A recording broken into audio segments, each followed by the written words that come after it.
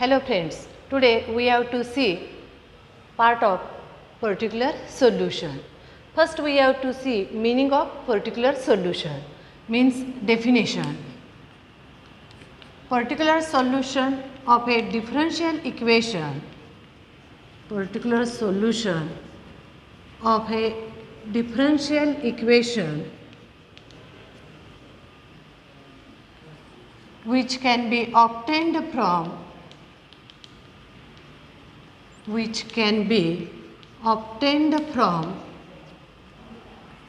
general solution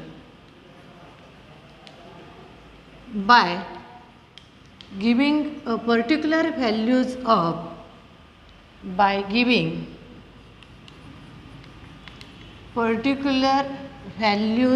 of x and y to get arbitrary constant is called as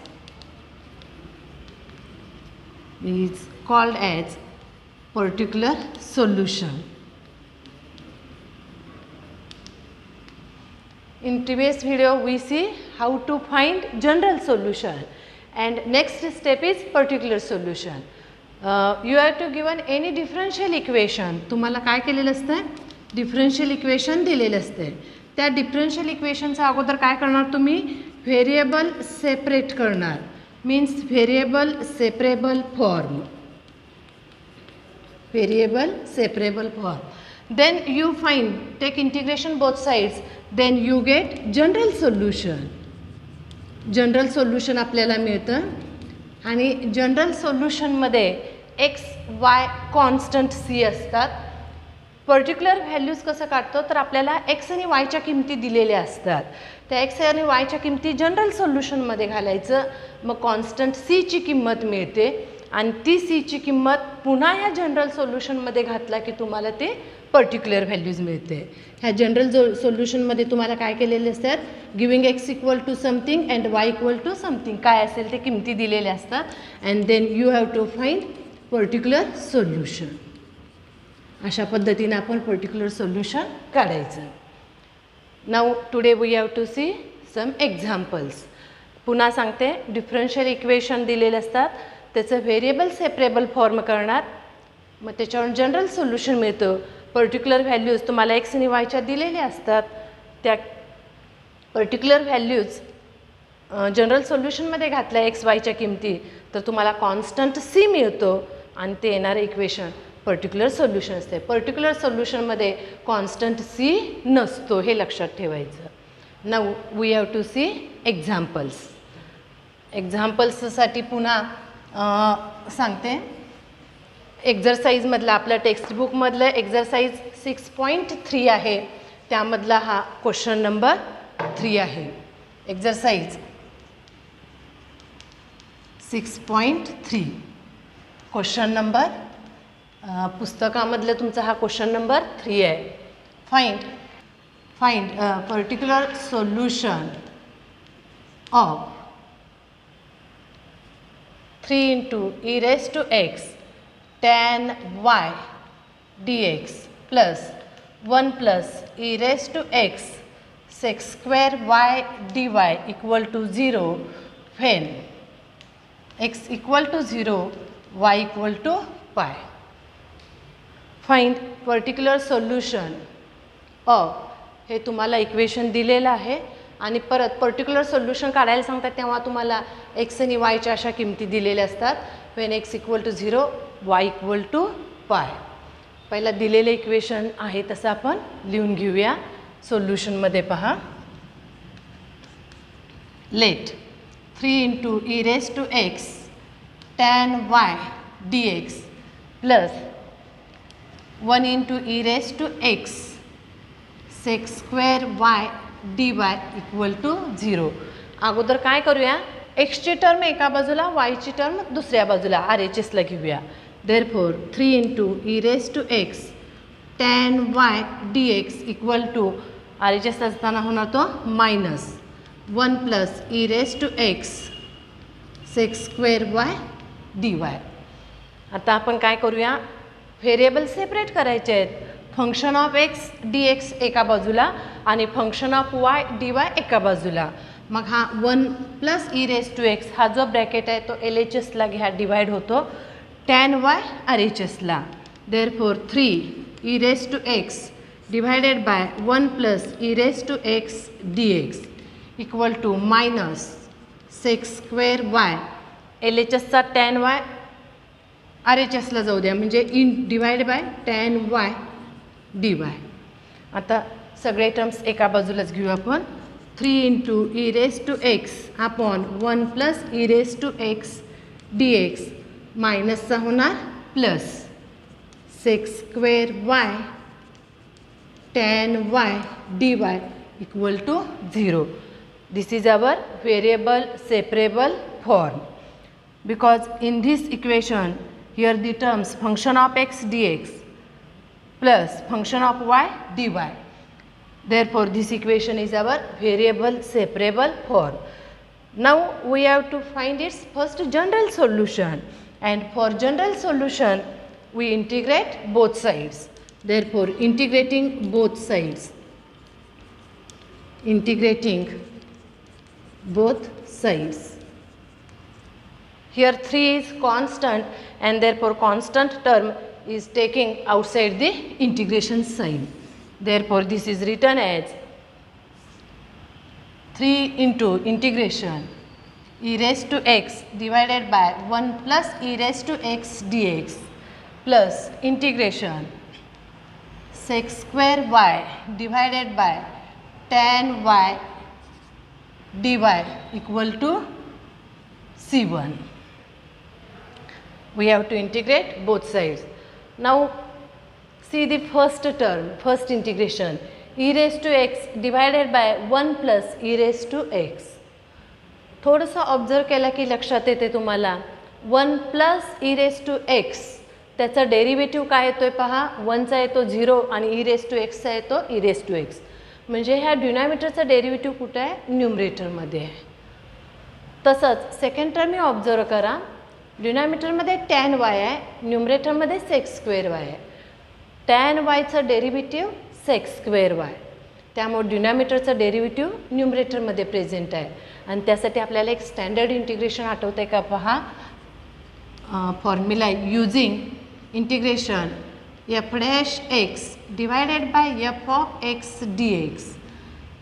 डिनॉमिनेटरमध्ये f of x त्याचं derivative f dash x, तर त्याचं integration येतं आहे log of mod of f of x plus constant c. We use this formula for first 2 terms on LHS. In first term 1 plus e raised to x, its derivative is e raised to x. Therefore 3 into log of mod of 1 plus e raised to x plus second term log of f of x is tan y. Tan y equal to, we have to see here log of C1. कारण L H एसला दोन्ही term तुमचे लॉगमध्ये आलेत, त्यामुळे R H S देखील log C1.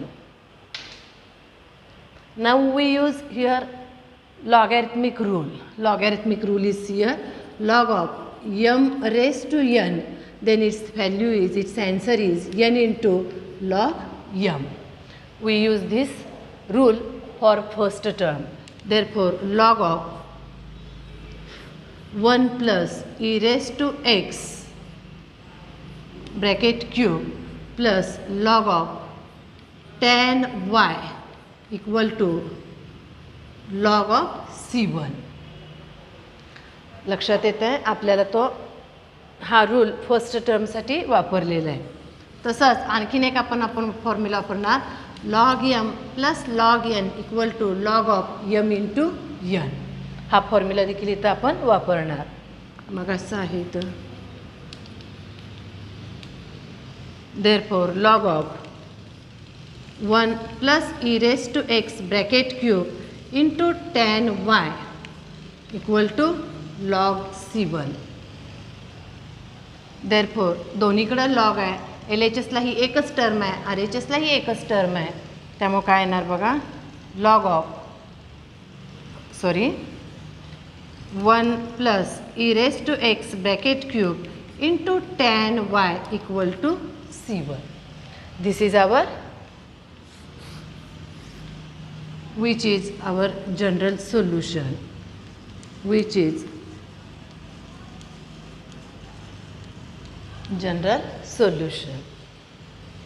In this equation, we find particular solution, and particular solution we find at x equal to 0, y equal to pi. General सोल्युशनमध्ये एक्सची किंमत आपण 0 घालणार आणि वायची किंमत पाय घालणार, तेव्हा आपल्याला किंमत मिळते C1चं. हवं असेल तर ह्याला इक्वेशन नंबर देखील आपण देऊ शकतो. This is our equation number 1.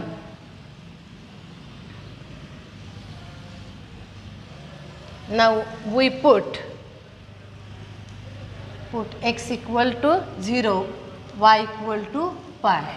Therefore, equation 1 becomes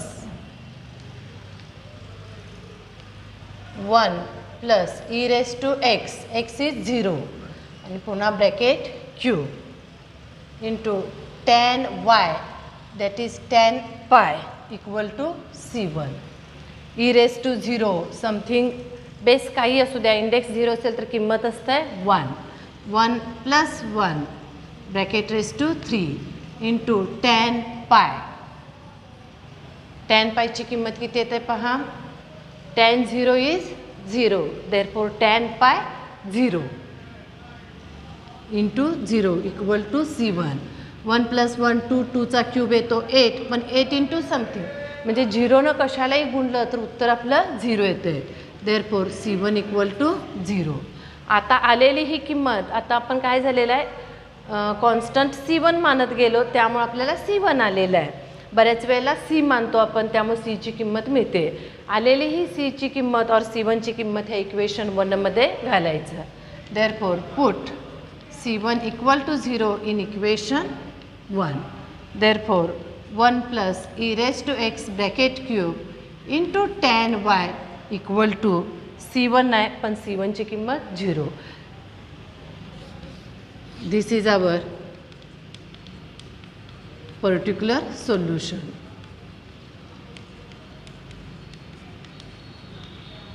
At x equal to 0 and y equal to pi. येते लक्षात. म्हणजे दिलेले इक्वेशन अगोदर व्हेरिएबल सेपरेट फॉर्मला घेणार, सिम्प्लिफाय करणार, जनरल सोल्युशन मिळतं. जनरल सोल्युशनमध्ये एक्स वायच्या किमती घातला की पर्टिक्युलर सोल्युशन मिळते. अशा पद्धतीने आपण हे एक्झाम्पल सॉल्व करायचं आहे. Okay, we have to find the particular solution of y into 1 plus log x dx upon dy minus x log x equal to 0 when x equal to e and y equal to e square. First we write the question as it is. Y into 1 plus log x dx upon dy minus x log x equal to 0. Minus x log x आहे तो RHS ला घेऊया आपण. y into 1 plus log x dx upon dy equal to x into log x. आता आपण काय करू पहा, हा y upon dy आहे तो देखील RHS ला घेऊया. 1 plus log x dx equal to x into log x into dy upon y. Variable separate करूया. फंक्शन ऑफ x dx एका बाजूला असू दे, फंक्शन ऑफ y dy एका बाजूला. therefore 1 plus log x log x multiply आहे तो divide होणार, x into log x dx equal to dy upon y. Take the term RHS to LHS. therefore 1 plus log x upon x into log x dx minus dy upon y equal to 0. This is our variable separable form. Now we integrate this equation.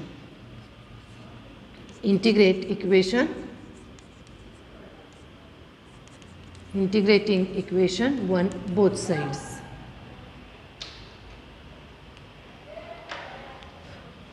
Integration 1 plus log x divided by x into log x dx minus integration dy upon y equal to constant c. For second term 1/y dy and its integration is log y. This is our standard formula. And for first term, please see here in numerator and denominator, observe. In denominator term is x into log x and in numerator term is 1 plus log x. Observe केल्यावर काय लक्षात येते पहा. In first term we put x into log x equal to t. Now differentiate. Therefore first log x into log x, therefore we use product rule. U into derivative of v, x into derivative of log x plus v log x into derivative of x. Derivative of x with respect to x is 1 equal to derivative of t is dt. This is a dx. That is x cancel. Therefore term is 1 plus log x into 1 log x dx equal to dt. त्यामुळे पहा x log x ह्याच्याबद्दल घालणार t 1 plus log x dx न्यूमरेटरमध्ये आहे त्याच्याबद्दल लिहिणार आपण dt. Therefore integration dt upon t minus integration dy upon y equal to c1. Integration 1 upon t dt, its integration is log t minus integration 1 upon y dy is log y equal to, now we have to take here c1, that is log c1. हवं तर आपण साईडला reason लिहूया. Integration 1 upon t dt equal to log t plus constant c. हा आपण formula वापरणार. log m minus log n, its value is log of m upon n, that is log of t upon y equal to log c. दोन्ही बाजूला log आहेत, मध्ये equal चिन्ह आहे त्यामुळे log काय होणार, कॅन्सल होणार. therefore t upon y equal to c. जर आपण क्रॉस मल्टिप्लाय घेतलं t equal to c into y. Now we have to put value of t here and t is nothing but x into log x. हे पुसते formula घेतला. Therefore x into log x equal to c into y. Call this equation number 1. This is our general solution. General solution. In this general solution we put x equal to e and y equal to e square, then we get particular solution. Therefore put x equal to e and y equal to e square in equation 2. Therefore x is e, log x, that is log e equal to c into y. Y is e square. Value of log e is 1. Log e equal to 1. Therefore e into 1 equal to c into e square. That is e into 1 e equal to c into e square. e square मधला एक e हा LHS मधल्या एका LHS मधल्या e शी cancel होतो, त्यामुळे LHS ला राहिला 1. therefore 1 equal to c आणि e square मधला एकच e कॅन्सल झाला आहे, एक e शिल्लक आहे त्यामुळं e, and therefore c equal to 1 upon e, that is c equal to 1 upon e. Now we put c equal to 1 upon e in equation 2. Therefore equation 2 becomes x into log x equal to c. C is 1 upon e into y. This is our particular solution, or this is also written as e into x into log x equal to y, which is particular solution. लक्षात येत आहे. ह्यामध्ये आपण काय केलेलं आहे पहा.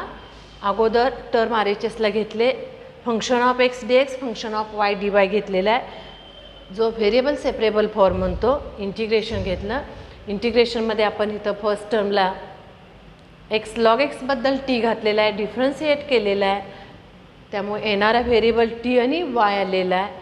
Integration काढलेत, सिम्प्लिफाय केलेलं आहे, मग आपल्याला जनरल सोल्युशन मिळाला. जनरल सोल्युशनमध्ये एक्स आणि वायच्या किमती घातल्या, मग आपल्याला पर्टिक्युलर सोल्युशन मिळतो. पर्टिक्युलर सोल्युशनमध्ये पहा कॉन्स्टंट सी नसतो, हे लक्षात ठेवायचं. Now we have to see next example. cos of dy by dx equal to a, where a belongs to real number r and y of 0 equal to 2. We find its particular solution. In solution, first we write the example as it is. Let cos of dy by dx equal to a, call this equation number 1. हा जो cos आहे LHSला तो आपण RHSला घेऊया. RHSला घ्यायचं म्हणजे काय होणार मग तो cos inverse. Therefore dy by dx equal to cos inverse a. Now we have to separate the variables. Therefore dy equal to cos inverse a into dx. This is our variable separable form. Now we integrate both sides.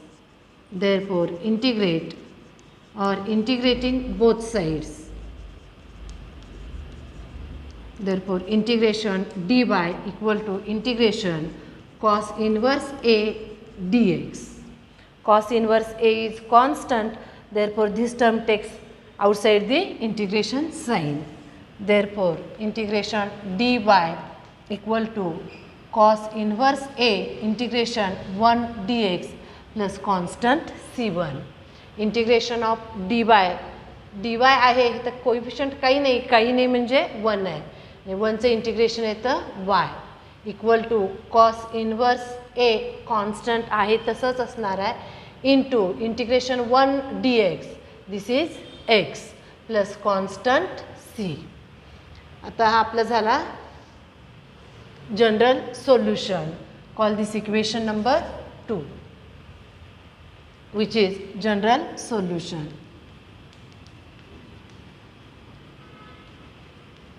In general solution we put equation 2 is our general solution, but we find particular solution.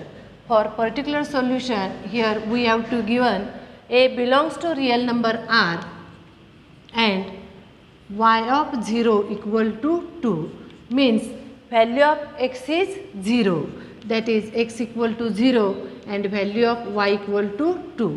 We put values of x and y in equation 2 and therefore equation 2 becomes y equal to y is 2 equal to cos inverse a into x, x is 0 plus constant c.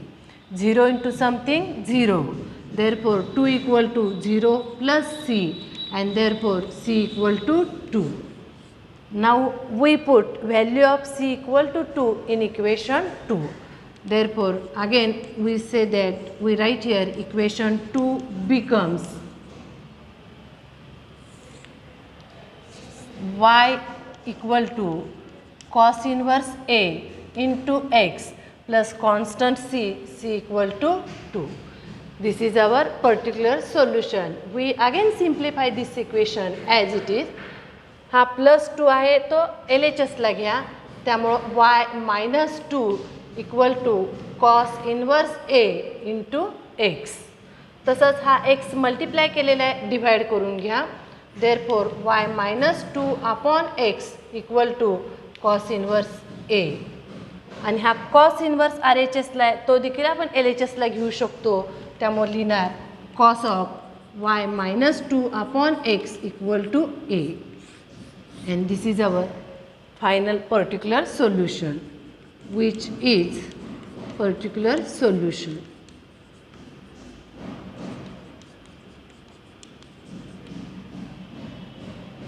अशा पद्धतीनं कोणतंही example दिलं तर अगोदर variable separate करा, general solution काढा. General सोल्युशनमध्ये x आणि वायच्या किमती घाला, कॉन्स्टंट सी मिळतो आणि आलेला कॉन्स्टंट सी पुन्हा जनरल सोल्युशनमध्ये घातला की आपल्याला पर्टिक्युलर सोल्युशन मिळतो. Okay, thank you.